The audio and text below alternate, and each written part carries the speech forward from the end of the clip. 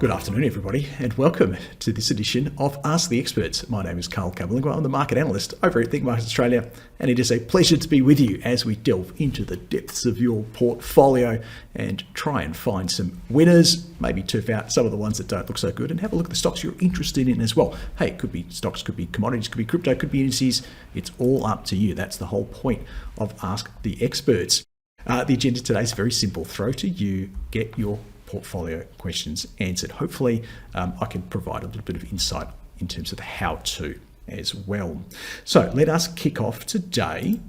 Andrew has chimed in. He's got AS2. Let's have a look at that one. Oh, which looks interesting, isn't it? I mean, that last bit. And look, I'll be the first person to admit, reluctantly, begrudgingly, that look, this from here to here, I didn't see this bit coming. I'm a trend follower, okay? So, and I'm sure a few people are quite annoyed with me actually because I didn't predict these things. And here's why. Or I might have even told you around this area to say, look, I can't see any signs of demand. I think the safest thing to do is to sell. And I'm always basing all of my analysis and some assumptions on the trend that I have. And again, remember, trend following is like driving a car looking in the rearview mirror, but it is reflective of the sentiment of the amount of demand and supply in the market and how they're interacting. And yes, I did not foresee this. Okay, so apologies on that. If I told you to sell, absolutely, mea culpa, I got it wrong, no doubt about it. And I would suggest to you at this point here, it is impossible to predict. The probability of you predicting this is very, very low. Really, that's the most likely outcome, or that's the most likely outcome. And that's all my brand of technical analysis is trying to find the most likely outcome. And from time to time, I end up in a position where I don't predict it right. Okay, we get the least likely outcome actually occurs. Now, I'm getting a little bit off topic, but I think it's worth setting that up at the start of this. Now, once the trend changes, my opinion will change, okay? And I know that might be frustrating for some, but it's just the way I do things. You're welcome. There's a button somewhere that says leave or whatever it is, and you know it's not nice. I don't like the idea of you leaving, but if you don't like what I'm saying, I can't say anything else. Okay, this is what I do. I'm a trend follower, and I will give you an honest opinion as best I can based upon my experience and my analysis. Okay. Now, I think this one looks much better, okay? I don't think it's necessarily out of the woods. Why? Because there's probably going to be a decent supply zone here. A couple of reasons. We've got the round number there at 50 cents. It is a bit of a round number. It's not as important as $1, of course. It's not as round as $1, but 50 cents is what I would classify as a round number. Really, the most important one between, say, 20 cents and $1. And I do count 20 cents as one, and I count 10 cents as one, and then from there it doesn't really matter so much. But we probably know we've all had these. There you go. Well, these penny stocks, you know, once they get above 20, they seem to go a little bit easier, don't they? Once they get above 10, they tend to go to 20. Okay. Anyway, I think there are a bunch of people that bought this thing at 50 cents around here. Why did they buy it at 50 cents? Well, 50 cents psychologically, maybe there's that round number thing again. It feels a bit cheap, you know. We got used to paying in the uptrend, which I thought was wonderful at the time. You would have heard me, proclaim all the benefits of this one on the way up. I would have probably started to get very bearish through here, okay, as the supply came in. But on the way up, we thought 80 cents was great. That means 50 cents is really good. So a bunch of people got in here. Okay, so trying to buy the dip, which worked on the way up, didn't work on the way down, and this represents their break-even point. Okay, so this is the psychology of demand and supply. Not everybody who got in here trying to buy the dip will want to supply at this point, but there will be some of them. Okay, some of them will want to do that, and it creates what we call latent supply at this level, and that supply will manifest itself. Okay, regardless of what I say, the supply will manifest itself in two ways. Okay, so supply manifests itself in two ways in terms of candles, right? This is just strictly for candles.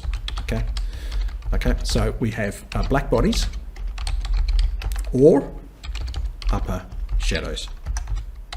Okay, and the upper shadow is where we come up. we come up, so we open low, we go up into that zone where the latent supply is waiting to get out and break even, and then that supply overwhelms the demand of the system. Why is the demand of the system? I don't know. People thinking that this is the best one again, and maybe it is. Okay, it's on the chat rooms, it's bouncing, it's getting a little bit of support from the demand side. Demand takes it into the zone, supply overwhelms it, it comes back and creates that upper shadow. And I think that's what we're seeing right now. So on the basis of reward to risk, if you were to get in right here, and this is your entry level based upon the last close. The last close is going to change because this is a live candle, and I'll get my update in 13 minutes. We'll do it then.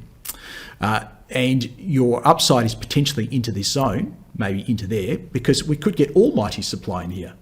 Okay, and it comes back down again. And the demand side. Now, this is very important. See this this white candle here? This is where your demand side is becoming active in the system. It's operating in the system. There's also a little peek through here.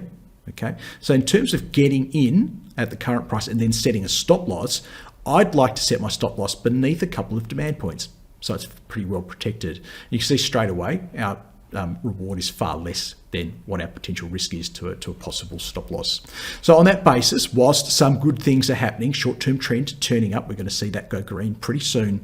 We're back above the long-term downtrend zone, which obviously it's a new company, so it hasn't been able to act as support in the past, but can act as resistance. So tick, tick, tick in terms of that. We've had a little bit of supply removal, not a lot.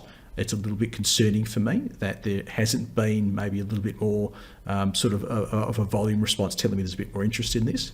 That's interesting. So I can see some reasons there to hold it, but I can't see any reasons to buy it. Okay, and if you are holding, watch closely. Sort of, I think in here is we don't want to see it pull back too much further than this, so we want shallow pullbacks. So if we saw something that looked a little bit like this from where we are now, and then moving back up.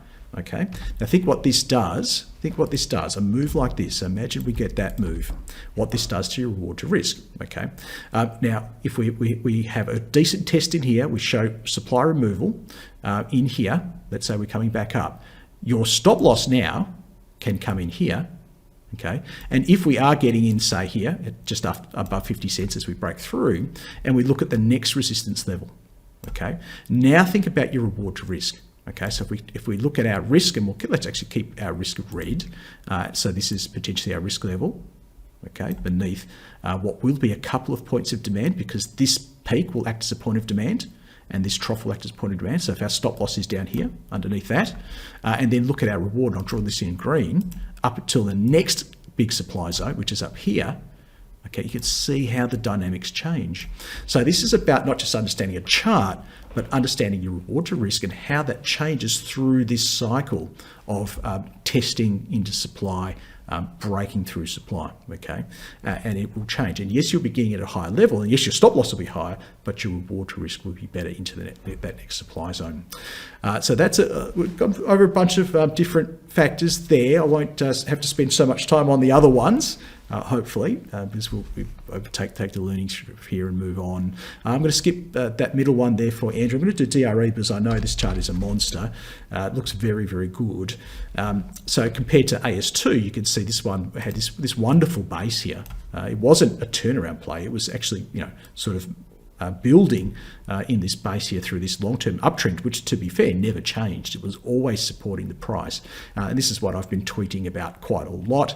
Hopefully people have got on board, and hopefully they've done pretty well out of it. What Andrew no doubt is wondering here, I'm going to zoom in a little bit, is whether we are needing to manage our exits. I haven't seen a great deal of reason. I mean, these aren't great candles, but we didn't push too much lower from them with really bearish candles. So what I'm talking about here is not a great candle, but we didn't see a lot of response, did we? I mean, even on that day, we closed off the lows, and then we got the resurgence through here. So this is all good. Again, not a great candle, but much like this one here, it's not enough, I think, to call it managing our exits. Now, it's a live candle, so it could get a lot worse, okay? And keep that in mind. So I'm going to go, I'm assuming, Andrew, you're already on this one, so certainly no reason yet to manage exit, and therefore equals a solid hold for me. Is it a buy here? If you've missed the run on DRE, do you get in?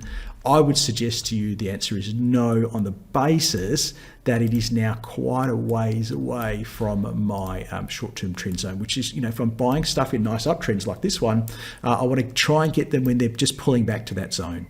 See, when they're nice and close to the zone. That's when you want to get involved. It's too far away. So if we get a pullback from a reward perspective, I think your reward is fairly limited. And the other thing, Andrew, watch out for is, I'm going to bring it in. It's going to appear right now. There it is. There's our big round number of 10 cents as well. Okay. So in terms of reward, there is probably not enough in it, given that if your risk is all the way somewhere miles down here now, isn't it? All the way down here somewhere beneath, say, this peak, this trough. Look at that. So if that's your risk, and then your reward is looking like this, because we're going to want to get out into 10 cents anyway, right? Or at least manage an exit. It's not in the right balance, is it? Very interesting chart. Thanks for bringing those two to my attention, Andrew. Let's get moving down the list now.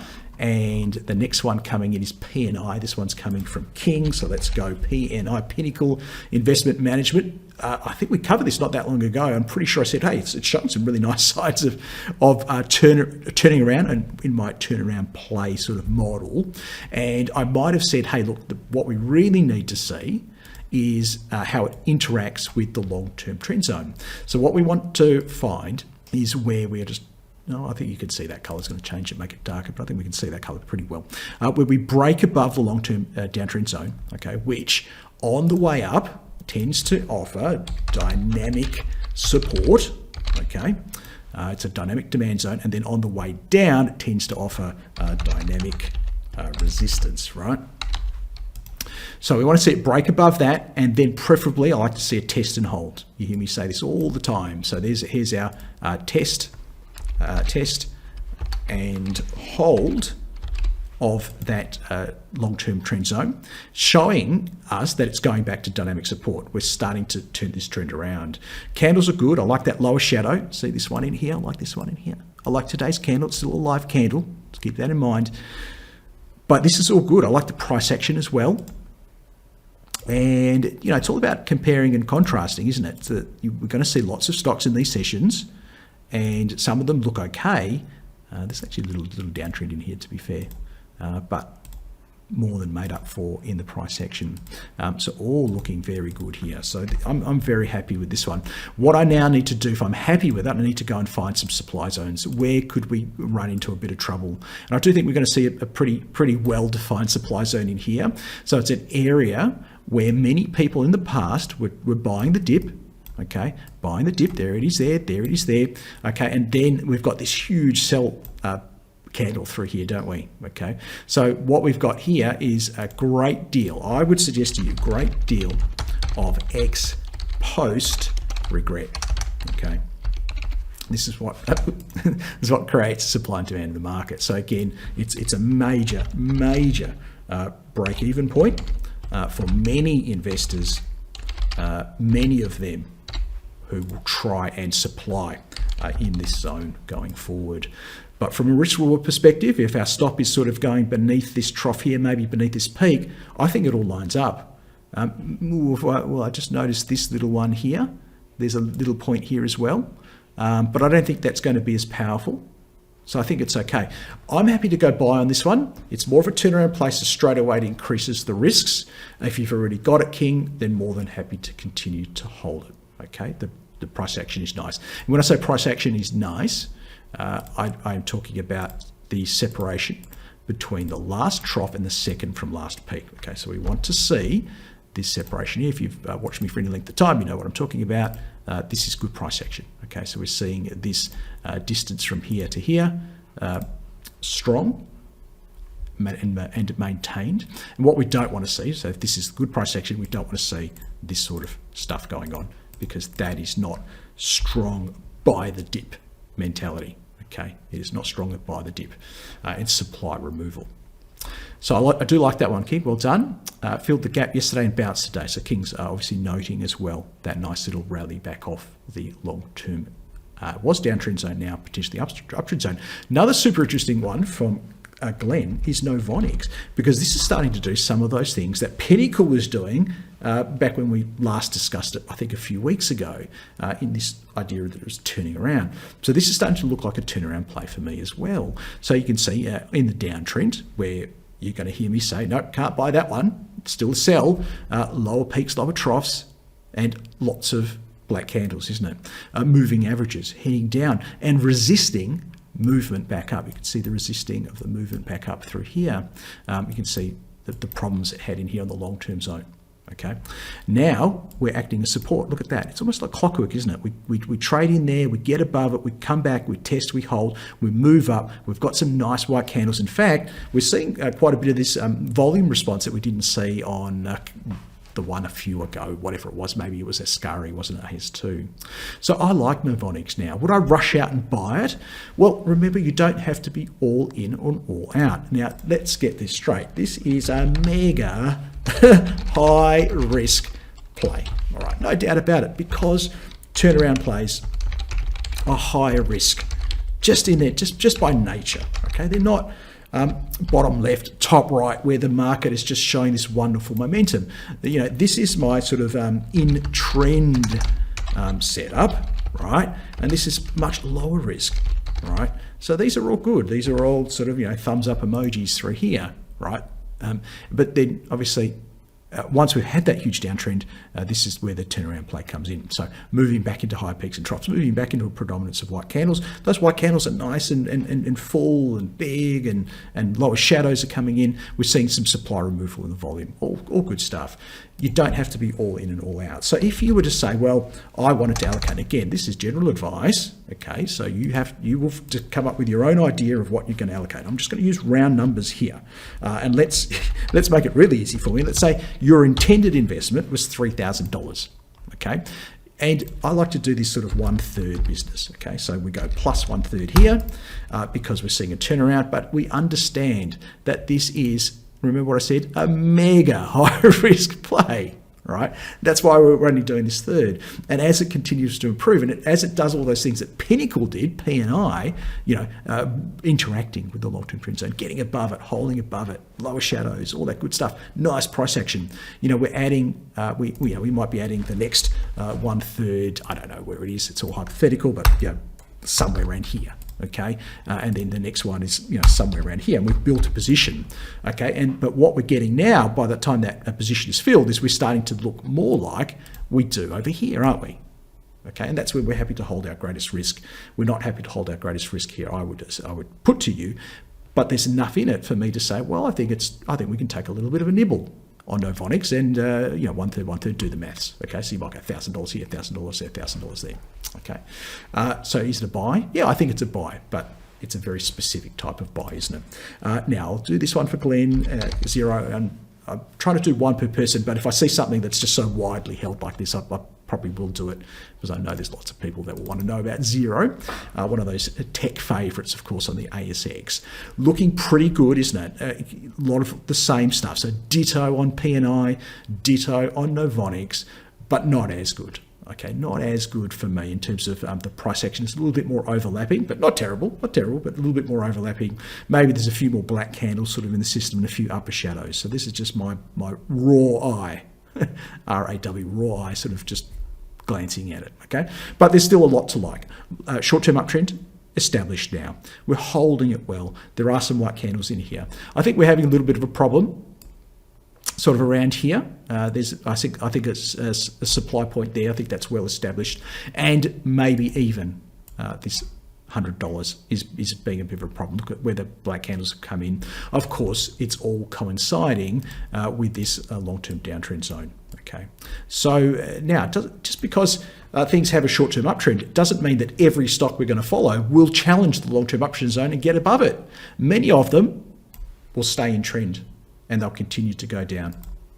Okay, so I don't think I'm going to get anywhere near as excited on Xero as the other ones, but certainly I think we can get to a hold, but you want to be holding it to a very high account here. You want to see those white candles to continue to come in, lower shadows. You don't want to see it make a lower peak than this number here. So that high there is $100.50. We don't want to see sort of a double black pattern coming in, lower peak coming in, and then a break beneath what today will possibly be the trough, at 93. So if we make a lower peak close below 93, the scenario really does, or the balance of probability really does swing towards this sort of pattern, all right, and continuing that downtrend.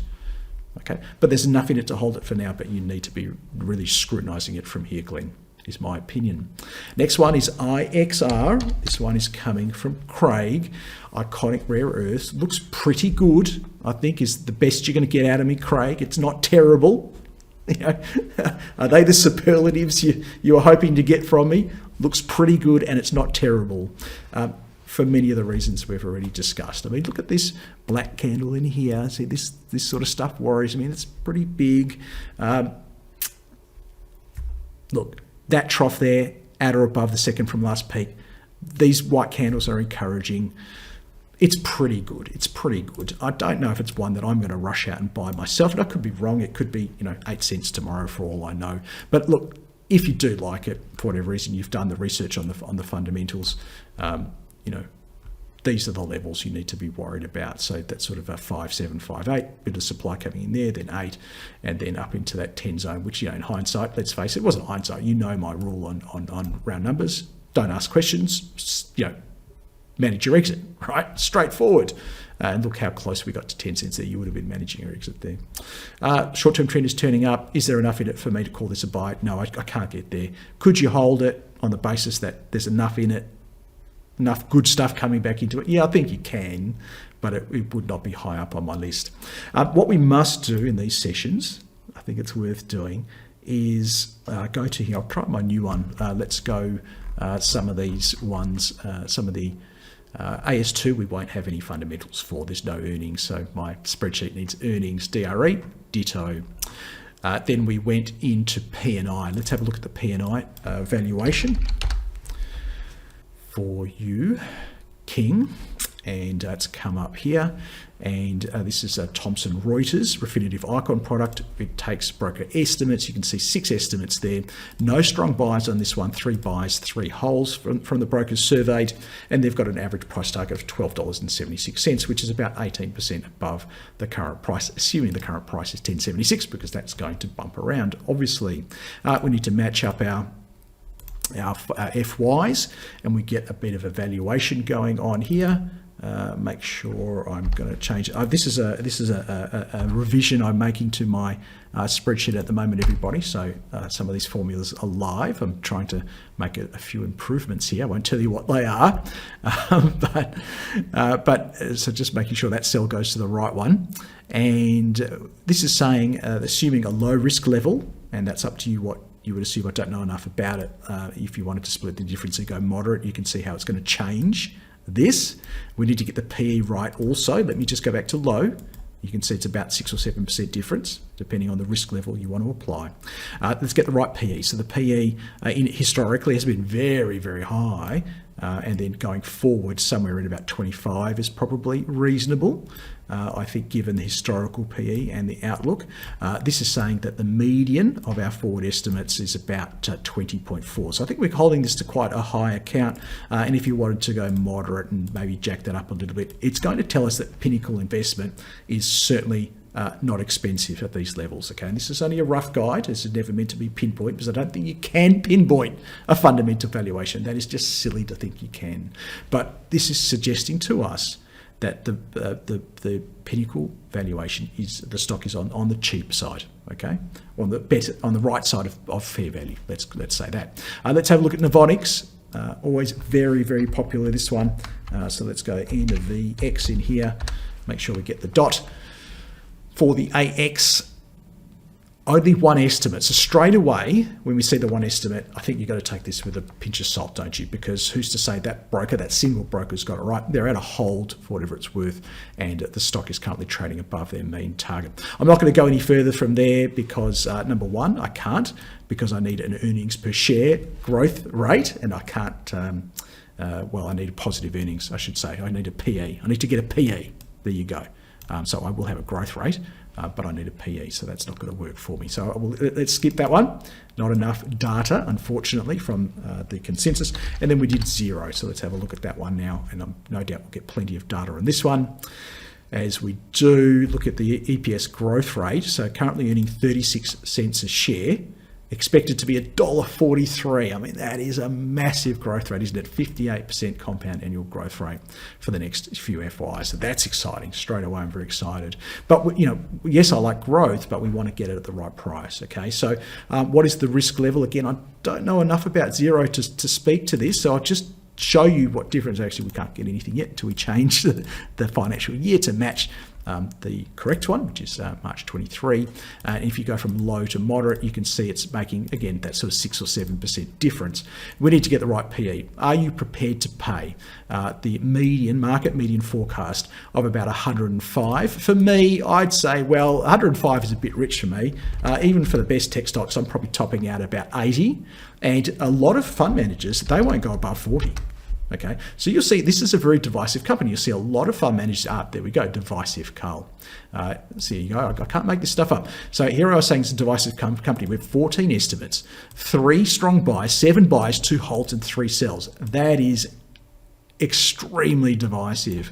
Price target 99.86. And this is hopefully explaining to you why we get this huge range of broker ratings, because some fund managers will say, some research analyst brokers will say, you know what, my PE tops out at 40. I will not pay more than 40 times earnings, because history shows that markets tend not to pay those sorts of multiples for very long. They might pay them when the sentiment is right, but they don't pay them for very long. So that's where I top out. And you can see if that's you would call this a sell right here.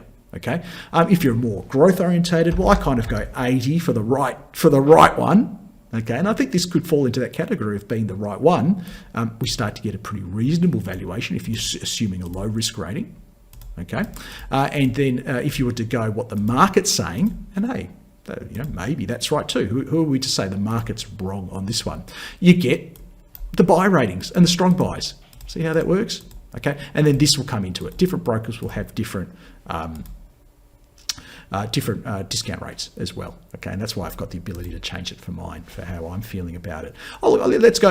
I'd go moderate for me. I'll tell you where I am now. You can be anywhere you want. I've given you enough, possibilities there to work it out. Enough options, enough scenarios. Okay, I'm going to go that. I'm going to say it's pretty fair valued. It's maybe on the right side of cheap, but I wouldn't say it's a screaming bargain here on Xero. So I think some pretty interesting stuff going on there on the how-to of investing. That's what we're here for as well, not just buy, hold, sell, but the how-to. Liontown, again, another one not happy. I'm never happy to admit I'm wrong, but I will admit that, through here, I thought these things had another leg down, but no, they built and they continue to build, and the price action turned around into good price action, and the candles went white. And, look, I can't buy it now, though. It's too far away from my light green zone. So the best I can do for you is say that if you're holding it, there's absolutely no reason to suggest, from what I can see right now, and let me click update, because I've got my update at 20 past the hour each hour from my data provider. If you're wondering what I'm using, this package here is called Amy Broker. I'm not using it because it's the best. It's probably not the best. It's just the one I've been using for over a decade now. I used Metastock before that, and it's got a very similar formula language behind it. So I've been using Metastock for well over 20 years, and I switched to this one about 10 years ago, and I'm happy with it. And I'm a bit boring, so I probably won't change for maybe another 10 years until I could be bothered looking at something else. And Norgate data is what you need to power it, okay? And there are costs involved. Go do your research. So I'm not advocating for them, but that's just telling you what I use. We're going to have some supply in here, but there is no supply here. There is nothing to suggest, based upon the 11 o'clock my time, 1 o'clock Eastern Standard Time candle, that there is a reason to sell. There's a reason to manage your exit. So for that reason, it's an absolute solid hold.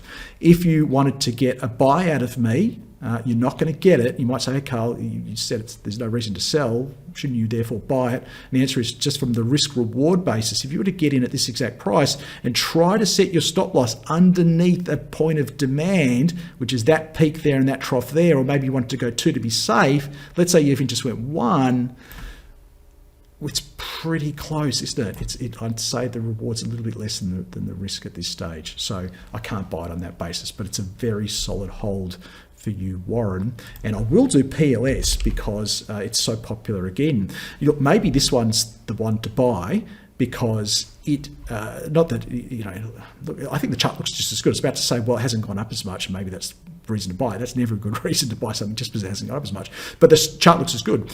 We've got the price action coming in. We've got the lower shadows. We've got the wonderful white candles. There's a little bit of a supply zone here. Okay, just understand that. And a round number at $3, but I think we're going to close above that today. So that's probably behind us. In terms of the getting the reward to risk to work, I think that you're probably going to have a better chance of getting it to fall in your favour. You see where I'm going with that? So maybe Pilbara is the one out of the two to buy. But even then, I think you might want to just be a little bit conservative and see how we respond to 308. You might get a little 2-candle pattern where you pull back from here and then you get the trough and you can go again. So you're getting in, and now that little trough is your demand point, and you're going to get an even tighter stop because your second demand point's here now, not all the way down here. So your reward to risk, your risk becomes this, and then your reward is still this. Okay, so maybe you can massage a better entry point on that. And if you've got to wait and watch for, and what I'm talking about here is it might only just be one candle. What will that candle look like? Say that candle there. Let's say that appears. I wanted an arrow on that one, but let's say you know what it's going to look like, right? You know these when these candles pop in. I've tuned your eye in enough to know what these black candles look like. So if that occurs, let's see this sort of very shallow pullback. It might be a lower shadow, and then on that push back up from that lower shadow. And let me show you what you want to see. So in this zone here, right?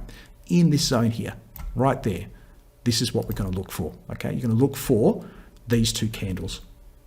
Okay, if I'm not around, if it's not a Tuesday, if I'm not around to help you out on it, this is the candle here and here, and it will make more sense in a second because people who are long-suffering listeners of mine, they know what I'm about to do. I'm going to go here and make these now filled white. And that's the one. There we go. Oh, missed it. There we go. There we go. There we go. And we're going to fill that one white. So either of those two candles in that zone, that would be your buy point. Okay. Now I'm getting really finicky here, aren't I? Because it might not throw in that little resistance candle at 308 where the supply might be. It might just keep going. So again, you don't have to be all in and all out. If you look at, I think it looks great. Don't get me wrong, I think it looks great. And maybe you say, well, based on the fact that there's so much good stuff going on right now, and I don't want to see it smash through 308 and get to 320 by the close. Maybe you can do that now, and then your next plus 1/3 is there, and then your next third is as it closes above 308 to confirm that we've dispensed with that supply zone. Maybe that's it, and it's a pretty tight band, but getting in stages through here. Okay, understanding that you'll want to probably get out in stages as you approach those supply zones as well. But I think Pilbara looking very good. Much to my surprise. Lithium back on again, hey? You just can't discount that story. Look, even as Pilbara was coming down, to be fair, we did say it was the cheapest in terms of the valuation of those lithium companies. I won't do the val, go refer back to those old recordings. I want to keep moving. Now, Jane's asking about Macquarie Group MQG, which I've also called a sell in the past. You can see our scratchings from before there, Jane. And I think maybe here, right here is the last time we might have even covered it. So I was looking at supply in the system, clearly up through here, but also there's a zone through here, bashing up against that short-term trend zone and with some really nasty candles looking like going down. And to be fair, if the rest of the market didn't rally, led by those banking stocks, it probably would have. So a little bit of a rescue there for Macquarie. I don't think it's completely out of the woods. I think that this is still an issue here. So you can see that we are seeing some supply coming in at that long-term trend zone. It is still, I wouldn't call it an uptrend zone, it's more neutral. It is clearly neutral, but it is still resisting prices. And you're seeing the shadow coming in today, telling you that this second look at it in a more broadly positive market is seeing some supply in there again. So I think it's quite simple from here. Look, If you've got it, there's enough to hold it on the basis that the price action is improved, very similar to, say, a Xero and a bunch of other stocks out there on the market right now, okay? But what we're watching for here is for things to get worse in this way. So more supply side shadows in here, more upper shadows coming in around this zone. Some black candles developing here and making a peak lower than this peak here. So we start to move back into that lower peaks pattern, which is demonstrating increasing supply in the market. Why is the supply there? Well, because we're at this key potential supply zone. And then a break beneath this trough here. So that low there, I'll give it to you, is 174.34. So close beneath that. And we are going to be back into, I believe, this long-term downtrend pattern, and therefore my opinion would be you'd be bailing out or at least lightening the load. So that's your worst case scenario. Keep an eye out for that. Your best case scenario, don't want to be a complete bear on this because it's very finely balanced. It's the trend is neutral, right? It could go either way. Well, we need to close above this level, don't we? Okay, and I'll give you the high here. A close above that high there, 182.76, and you are you'd be more than happy to continue to hold this one and watch for higher retracements. There is going to be, I put to you, a bunch of supply probably around here, and then a significant supply around that $200 level as well. So looking at this in terms of reward to risk, you might only be holding it to limp higher into some of these potential barriers of supply, okay? And for that reason, I certainly can't get to a buy today, okay? But I think you've got a great roadmap, Jane, going forward for how to deal with this one. Let's have a look at the next one, or dare I look at Macquarie? Dare I? Let's have a look. MQG, why not? It's a popular one, isn't it? So let's just see how this is tracking here. We've got 12 broker estimates, so widely covered, and also a very polarizing company, isn't it? March 23 matches there, which is great. We're getting some crazy big numbers in here, which is a bit weird, because our target P is 80. Now, I don't think that's the right PE for Macquarie Bank. What is a more appropriate PE? Well, it's never really been more than 23, 24, has it? More recently, sort of down to 14, and then going forward, probably a 16 or 17 is going to be more appropriate. If we go to the median of the forecast, we get 15.6, which suggests to me that at a moderate risk, and I do believe a moderate risk is correct for Macquarie, given where the macro economy is, okay, I don't think you can go any lower than that. My model is suggesting that Macquarie is bang on fair value here, okay, so hardly what you would call cheap at this stage. Let's go to SOL. This one is for Clinton, and I'm a little bit speechless here because I thought, I'm looking at this and I'm going, haven't we done this today? Isn't that the PNI scratchings? If you're watching on YouTube, go back and have a look at PNI. Click back and have a look at the scratchings. I drew exactly the same scratchings on PNI today. Now, where this is inferior to PNI, and a bit more like Xero, isn't it, is have a look what's happening here. And obviously we've done this one in the recent past in Ask the Experts, and we're watching for this downtrend zone, okay? And I would have pointed out, there you go, there I would have pointed out, just be careful, we need to get above it like Pinnacle did. We need to test it again like Pinnacle did, and need to bounce off it like Pinnacle did. Much like Xero now, Sol is in the same boat. It hasn't done enough of those things for me to get as excited about it as, say, Pinnacle. And therefore, I think you can hold it on the basis of there's some good stuff happening in here, okay? But I wouldn't be buying it just on the basis that not enough good stuff has happened yet. So certainly watch it, hold it if you've got it. Key pressure points going forward if you've got it. So if you've taken that view, a bit like a Novonix, where you might have gone, you know what, I don't have to be all in on everything. This is starting to turn the corner. I know it's mega high risk turnaround play, so I'm only going to take a nibble here and see how I go. Okay, so if you did it, say here, and this is probably the earliest I personally could do it because we're starting to move above the short-term trend, lower shadows holding the short-term trend and then bouncing off it. So if you look at timing, let's do that. So let's look at timing, right? So remember, it's the same concepts, but at a different trend zone. So I talked about getting above the long-term trend zone, testing it, holding it, moving off. Well, all that stuff's got to happen first at the short-term trend zone, doesn't it? But it's the same idea. Testing inside it. Didn't quite get there that time. Short-term trend holding, showing its influence. But hey, we pushed above it, we came back, we tested, and we held. And it's this candle here is the magic candle. Okay, that's that long lower shadow that I keep drawing for you. And then look at this candle here, pushing back off it, okay, and taking out that little peak. So if you're wondering, if you're a very short-term trader, this is not for your self-managed super fund sort of stuff. This is, you might be trading CFDs on this one, getting some leverage, getting some bang for your buck. Okay, that's your first entry point there for your 1/3, and then just see how you go. You stop loss might have started here.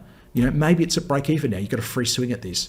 Maybe it's underneath here, this little lower shadow. Okay, in your worst case, is a bit of profit. Okay, what you want to be watching out for now is this sort of pattern. Okay, we get back towards that uptrend zone and we come down and we break beneath this trough. That low there is 25.45. We certainly don't want to see this candle here replicated in there. Okay, so that candle, that's your bearish one. You all know that by now. Engulfing the previous day's candle even. We don't want to see that there. That would give you that lower peaks. And then really probably what's happening in that case is this long-term trend zone. When we zoom out, we can see how influential it is. It's probably reasserting itself, isn't it? Okay, I won't do Sol on the valuation because I'm quite certain we did it maybe last week or the week before. Let's keep moving. Let's head to Whitehaven Coal, another crowd favourite. We've been very positive on this one. It's probably one of the better ones we've had through Ask the Experts because it continues to hold this short-term uptrend and just do all the things we want to see as technical analysts. $6 appears to be holding, and we can see some nice candles. The last scratchings, you saw me.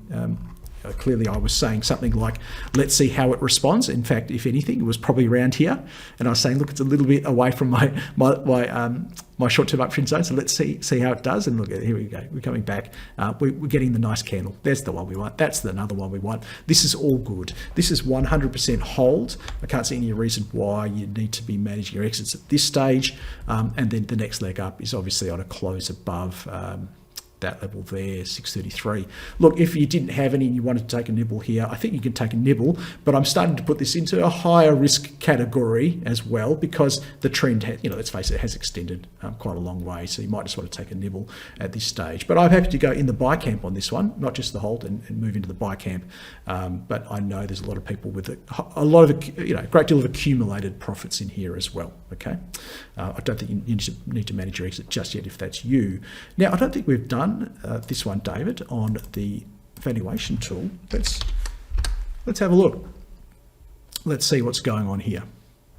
And we have Whitehaven Coal, and we've got earnings per share here. You can see coming down. Okay, and this is the brokers forecasting actually going up. There you go, 191. So going up on the basis that coal prices are high and expected to stay high through the next FY, but then to substantially fall. So we're going to see literally earnings halve in FY24 and then stay about the same after that. So end up with a compound annual growth rate of negative 11% over the outlook period. There are 12 estimates. Having said that, despite that negative growth estimate based upon the cycle turning, 3 strong buys and 9 buys, no holds, no sells, no strong sells, and a price target that's about 19% above where we are right now. Let's match up the FY ends, and we get moderate risk. I think pretty low risk of doing that, of minus 11%. I think could surprise on the upside, if anything. The P is too low at 3.8. Historically, probably 10 was a more reasonable PE, and at the moment, it's about 3. What's reasonable? Hard to say. The PE means everything here, isn't it? So you've got to pick the right PE. I'm not sure if I can pick the right PE for you. I'm going to split the difference. Let's go here, and then I'm going to go shift click and grab those, and I want to leave this outlier out. And what you can't see is Excel, very clever, gives me a little average down here off screen for the cells I've selected. Very clever Excel, and it says 7.57. So let's go target, and let's go 7.57, which is a mix of the old and the new, and straight away it starts to become very undervalued. Now, you can change that to moderate if you're not sure. I'm just giving you some scenarios here. You decide what works best for you, okay? I would suggest to you that Whitehaven, based upon the broker consensus and our own scratchings, that Whitehaven is on the right side of fair value. Right? Whitehaven doesn't look expensive at all. And don't forget, we've taken into account this coal price cycle, the fact that coal prices are going to fall and halve its earnings over the outlook period. That's very, very interesting. Okay, let's go to Polynovo. Probably couldn't get through and ask the experts without looking at Polynovo. Hey, hooray! Looking fantastic today, James. Hopefully you're on it. Hopefully it's working well for you. No doubt James is wondering if we need to manage our exits. And based upon that candle, which is a live candle, I know I'm a broken record on that, it can change. The answer is no, we don't need to manage our exits. And even better, James, look how we have smashed through. $2, round number, not an issue. In fact, $2 should have been an issue. The fact it's not is very, very impressive. The next supply zone, however, James, for you, be careful. We might get a little bit of supply in here, and I think maybe taking a little bit of profit in advance of that might not be a crazy idea, okay? But just a little bit, it's a staged exit, and see how we go from there. Because otherwise, it looks amazing. It looks very, very strong. In terms of supply, yeah, look, there's a bit of supply here as well, and then a bit of supply here. So we're starting to hit some of those zones now, aren't we? Okay, but otherwise, looks fantastic. I would stick with that one. I can't remember if we've done the PNV in here. Let's check it out. I know we cover it every week, but my memory is not that great. EPS, we do have some EPS, and it is growing. So this is all very well supported here, and an amazing compound annual growth rate. So when they're that crazy, it's going to throw my figures way around. Broker consensus, decent whack of brokers covering of those 6. That's pretty good. 2 strong buys, 2 buys, 1 hold. Importantly, no sells and strong sells. It is above their target, however, by about 23.3%. Their target there, 155. The PE is what we need to get right. And again, what do you say? What do you say for this? Do you cap it out at 80? James, what do you say for Polynovo? Do you go for the more conservative 40? Starting to look a little bit expensive there. And we can see the brokers. You can see what their PE target is, isn't it? It's somewhere around that sort of 40 or maybe 45, 50 level, isn't it? So it depends on how bullish you want to be on what is, let's face it, a massive growth rate in there. I think for something that incredible and with such a solid consensus behind it, I might be in the 80 camp on this one. Let's split the difference between the 40s, the conservative for your high growth stock, and your 60, and well, 40's not that conservative to be fair, but it's the top end of conservative, isn't it? And we go 60, split the difference. It's starting to look cheap there, isn't it? I'll give you 50, James, because I'll give you some scenarios here. At 50, it's still got 8%. That's using a high risk rating there. Okay, very interesting. James asked, James asked for Wesfarmers. Now I want to get to the bottom of the list. If I've got time, I'll come back and do it. Wesfarmers is boring. Let me prove it to you. Yeah, it's boring. It's boring enough to skip over. Barry's asking for AS2. We've done that one. Barry's saying he's not annoyed at all by the fact that, let's face it, at those lows, I was still predicting things were going to go down. Now, trend change earlier. Andrew's picked up the trend change on AS2 from the stuff he's learned in these sessions, which is wonderful. That's what I want to hear. Anonymous. Hello, Carl. What do you think about Seek? Let's have a look. Hey, Anonymous, put your name in next time. Not that hard. I think it looks pretty good. It's doing that turnaround stuff we like to see, but you can see it's pretty scratchy, isn't it, in the price action? See, we're getting through here. Look at all this overlap through here. I'm going to skip that one just to make it easy. That's overlap. I was going to say the last little bit's okay, but not really, because let's zoom in a little bit. We can see, again, if this is the trough here, then it's coming in beneath that. Look, it's good, not great. And it's, what do you want? Do you want good or do you want great? I think it's okay. I think if you had it, there's more than enough in here to hold it, if only to start to worry about higher retracement. So we're going to see, I think, quite a bit of supply. Actually, supply's here, isn't it? I mean, this is the supply. I mean, if you're wondering why it topped out here, well, it's because of that. So here's your supply. Supply. That's so much supply there. It's got 3 Ps, and then there's probably a bit here, and then there's probably a bit here. I don't know. It's just not really my cup of tea, this one. It is putting in a low, but what's the quality of that low? And then we've got the the long-term downtrend zone there. So look, not the worst one we're going to see today, but it's definitely not the best. I think we can say that much with confidence. Let's have a look at the valuation on SEEK, and we should have lots of brokers. In fact, we do 13, so very well covered, but extremely polarizing again because it's one of those growth stocks, isn't it? So this target PE will come into play. Okay, you can see that. I won't read them out there, and the broker consensus target there is a bit higher at 29.36. All of this started to look very, very good, but we do need to get the PE target right, because with a compound annual growth rate of 16, which is fantastic, it's not up there in the 50 category. 16%, I could easily go 20, like just 20 easy. All right, I don't know high risk. Let's split the difference, go moderate. I could easily go 20, but then it's starting to look a bit overvalued at 20. What is the market prepared to pay for 16% annual compound annual growth rate? And you need to decide whether you agree with the market. Okay, let's take out 89, a bit of an outlier. Let's go. Let's leave that one. Let's go here. And this is telling me 32.25 is an appropriate average. If we just look at the forward numbers, 30.6. Okay, so let's stick with the harder one, the harder hurdle, which is 30.6. And that's telling us that based upon paying a 30 times odd earnings, SEEK is looking pretty cheap here with a moderate risk rating. And I'll just show you what it looks like with high. If you wanted to go there, it becomes about fair value, and low becomes very cheap. Okay, let's split the difference, go moderate. I think SEEK's on the right side of cheap here, but you have to be prepared to pay 30 times for 16% growth. And for me, that feels high. That feels high. I'm probably more at about 20 times for that 16% growth, just from my experience. Let's head back to the charts and do the next one. How are we going on time? Look, we're going to have to wrap this one up pretty soon. So I'm going to stop doing the fundamentals, okay? And I'm just going to do the technicals from here, and I'm going to get to the bottom of the list, which is a big one today. OSX is the last one. Don't type any more in after that, and we're just going to do a technical analysis, 10 minutes of power coming up.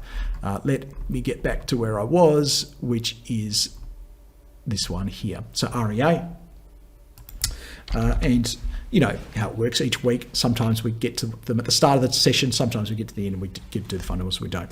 I think this looks a bit like SEEK. In fact, it looks a lot like SEEK, but far more advanced in that we are dealing with this downtrend zone. And I think we're actually dealing with it really well. So look at this big candle, this big white candle, lower shadows. I think this is a good chance for getting above this long-term downtrend zone, but a bit of supply point here, not far away from there. Look, absolutely, I can get to a solid hold if you've got it on the basis of all the good stuff that's happening in there. This nice short-term uptrend. The price action is not wonderful, let's face it. It's very overlappy, but certainly can get to a hold. And because of things like price action and this short-term trend still needs to be dealt with, and the fact there's supply all the way back up, I can't get to a buy, but I can certainly go for a hold if you've got it. That one is for anonymous. By definition, I'm not going to do any more anonymouses, sorry, because I don't know if you're the same anonymous or you're just different anonymouses, and therefore I will not do any more of your requests anonymouses. Next time, that's your incentive to put your name in so we know who you are.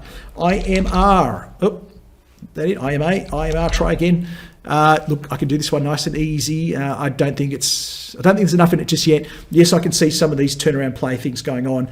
You want to see a big white candle. Next big white candle, that's when you get on, okay? Next big white candle, plus 1/3, no more than that, because this, let's face it, is still horrifically horrendous. Okay, next one is going to be, I made a mistake. That was for anonymous. There you go. They got away with one, but no more anonymous. JS is asking, sorry, Kalium, KLL. I'm losing it. Those white candles that you wanted to see on that previous one, an IMR, is there enough to get into this? Oh, it's tough. I don't think I'm going to play that game. Look, enough in it to hold it. Yes, enough in it to hold it if you're suffering. But I think you want to really consider that there's probably a lot of supply at this level. There's your base. Is it in a range? Look, hold it. I think you can hold it. If it breaks above this level, then maybe it's back on again. If it throws in a bunch of upper shadows, what do they look like? Like that one there, or black candles, like this one here, in this zone, then you're probably going back to the bottom of the zone, okay? If I squint, I can get to a hold, but I certainly can't get to a buy on that one, JS. Next one's for Mohammed. He's asking for ST1. Very similar to IMR, isn't it? I wonder. Could you do one of those cheeky little turnaround play 1/3 on this? I think you can. I think it's doing all the stuff that we've said on those other plus 1/3. but I don't think I can wholeheartedly call it a buy at this stage. It's getting better. Hey, that's the market we're in, isn't it? Things have been belted. All right, they're basing huge volume exhaustion here, a little bit of supply removal, bit of interest coming back in. Certainly can get to hold on that one. Where's your supply zone, Mohammed? Watch out for here. Okay, cheeky buy, I'll leave that up to you, but it'd be a staged entry, right? So it's like a third. As it gets better, it gets better, okay? But I'm not averse to a cheeky buy on that one. We've got a new definition of a buy there, cheeky buy. Andrew's saying he did get into DRE. I think he's doing quite well. Thanks for your input. Agree with your comments. You're welcome. James is looking at, let's do AD8 just because it's so popular, I know. James has said he's managed his exits on Audinate because, well, I told you to, but again, it's all general advice. Of course, disclaimer. But $10 is just too much there, and it's a huge supply zone. So I think we could go 1/3 manage your exits. What you do with it now, I think you can still hold some because it might surprise people and just break through. But maybe you're just holding 1/3, that last chunk, to see how you go. Incidentally, on the call, their investment panel, let's face it, all the fundamental analysts in the world there who did like this stock at the same time we liked it, they apparently sold out of it as well, which is interesting. So I'm not sure why. I think because it went up, they sell things for some reason. Now, Michael is asking about my EMAs, I think. What are the components of my short-term? Okay, well, there's no secret on these, Michael, so let me hover over them and you get the whole list there. So my short-term trend zone is the 20, 21 and 34 EMAs, okay, and my long-term trend zone is my 144 and 233 EMAs. Now, Michael's asking about a couple of other ones, which he's saying it looks like. No, you don't have to worry about what it looks like. It is. There you go. So you don't have to guess anymore. Michael, that's exactly what they are. So don't make a secret of these. They're just the ones I use. Why those? I've used them forever and they seem to work. Don't you agree? I think they work pretty well. Hey, they're also Fibonacci numbers as well. Okay, the very famous Mexican mathematician, Leonardo Fibonacci, I think his name is. He discovered the relationship between corn chips and tomato salsa. He had a very famous Italian mathematician cousin as well called Fibonacci. PNV we've done. CMM looks good. CMM, I like this one. It was on my feature list. Still looks good. I think this is probably the level though, but happy to hold it. Would I buy it? Risk reward. Work out your risk reward. If there's enough in it, then you can buy it. Otherwise, a hold. Camille, the 1/3, 1/3, 1/3 strategy. What are the percentage increases you're looking for on each entry? Not a percentage increase, Camille. Price action, candles, holding support zones. So it's not a percentage. I'm not saying it has to go up 5% to get in the next one, because it might go up 5% with a big black candle and a long upper shadow, and then I'm not interested. So what I want to see is those white candles, lower shadows. After we've had a bit of a run, we pull back, lower shadow, and then we're looking to add back in again, or we're closing above a previous peak. We're taking out those areas of supply. There's probably, we need a whole session on that. I used to do 2-day workshops for people. People used to pay me literally thousands of dollars to come and hang out for 2 days. I don't do that's a past life. I don't do them anymore. But that's the kind of scale of stuff that we would need to do. A couple of days to teach you all this stuff. BOE is the next one. Hold. It's not, Jane, everything we've seen today is that all the price action, all the stuff we've talked about, you can see why we can get to a hold, but not a great deal more than that, isn't it? It's looking okay. Is there anything in here really sinister going on? Maybe that's what Jane's asking for. Is there something really terrible happening? Is it about to, she's saying, is it about to top out? I like your thinking, Jane. I like your thinking. Is it about to top out? Probably not. I think the counts are okay. And maybe this is your thinking, Jane, isn't it? You're sort of looking on a candle by candle basis, seeing how we go, happy to hang on into 3 and maybe taking some profit there. Okay. But hang on, I think that one's okay for now. From Lee, Santos. Now, I've been pretty bearish on Santos, and it's actually one of the few ones I've been bearish on in the last few weeks. Prior to that, bearish was good. That actually hasn't gone up. So what does that tell you? Everything else has gone up except for Santos. I still think you've got to stay the course on this one, as in, playing towards the short side. Now, that thesis would change if we can close above the long-term downtrend zone. okay, and then test and hold and do all those things that we've seen on so many other stocks have done. But this one hasn't done it. And what does that tell you? What does that tell you? When this one, we've seen so many stocks rally, so many quality blue chips rally. A lot of people say Santos is a quality blue chip, but it hasn't rallied. So I'm still on the sell side, I reckon. I'm still thinking sell side on this one. And maybe 605 is that ultimate target there. Now, I can't remember where I had to stop. Maybe I had to stop already. Let's do a couple more. CTT, is that Cettire? Oh, okay. There you go. So I like this. Turnaround play. I won't go over all the stuff again, but like high peaks and high troughs, white candles, taking out peaks, a little bit of volume there as well, bit of interest coming back in, bit of supply removal. This is a classic plus 1/3 mega risky turnaround play. Disclaimer. But yeah, look, for me, I look at that and assuming it closes here. This is the big assumption because that is a live candle. But we want this nice white candle today. Okay, there's a little bit of a shadow developing. I don't want to see it develop even any more than that.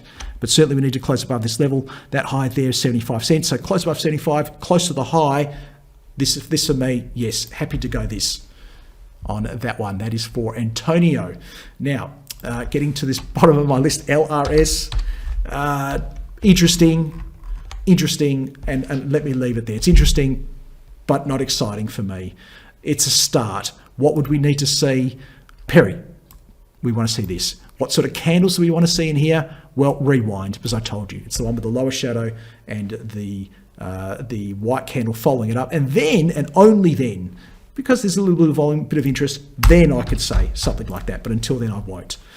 But hold it if you've got it, would be my suggestion. TLX, still looking good. Is that a take? Is that a take profit? Is that a manage your exit candle there, Glenn? What do you reckon? I don't think so. I don't think it's terrible. It's not good happening in here. We're getting pretty close, but I think we're all want to just this thing to just get there so we can take some profits. It hasn't given you any real reason to do it apart from this candle here is the worst thing that's happened. But if you looked at it the next day, it came back real quick. So that's okay. So this is all still good. Reward to risk though. You're getting pretty close to a point where you do want to take some profits. NAN, Magic.